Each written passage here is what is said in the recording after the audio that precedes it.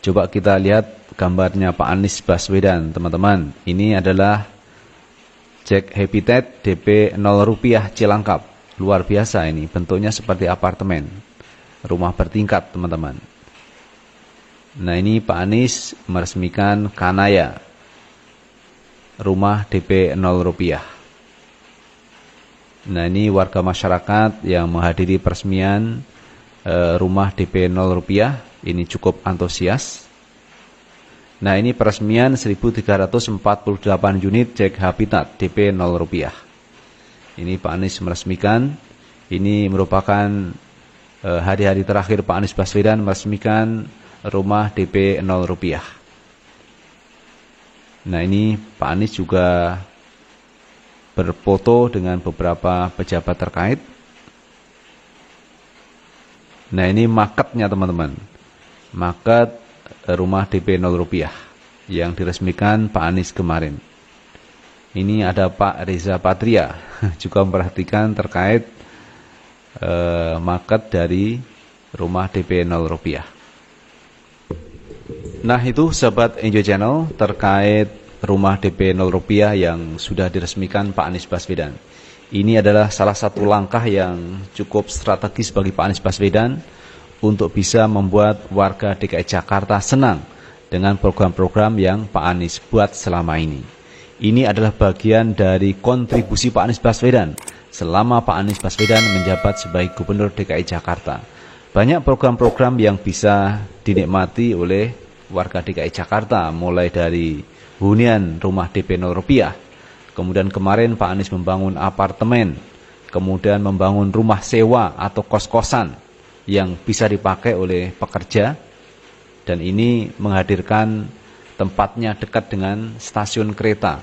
Ini memudahkan orang untuk melakukan perjalanan di tempat kerjanya. Jadi dimudahkan dengan rumah kos seperti ini, dan ini memang dibutuhkan oleh warga masyarakat DKI Jakarta.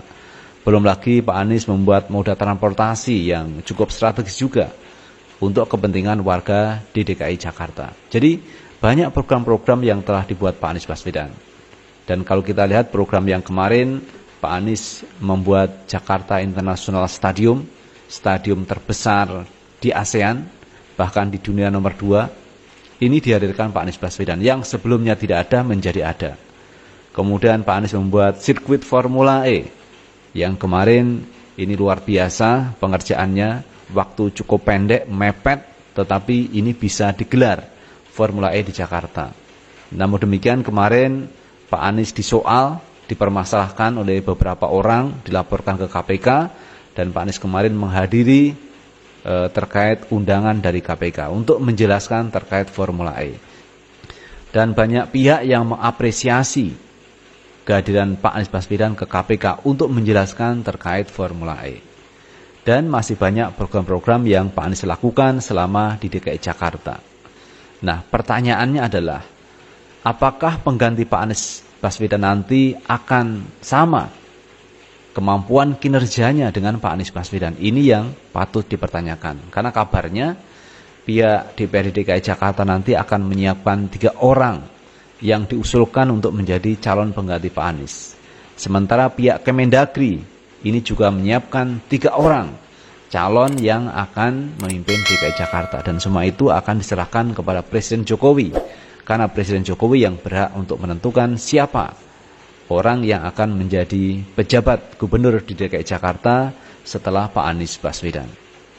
Jadi ini paling tidak gambarannya sahabat Enjoy Channel, dan banyak pihak yang berharap pengganti Pak Anies nanti setara dengan Pak Anies Baswedan, bisa bekerja, bisa membangun Jakarta, bisa memberikan solusi terkait masalah-masalah yang ada di DKI.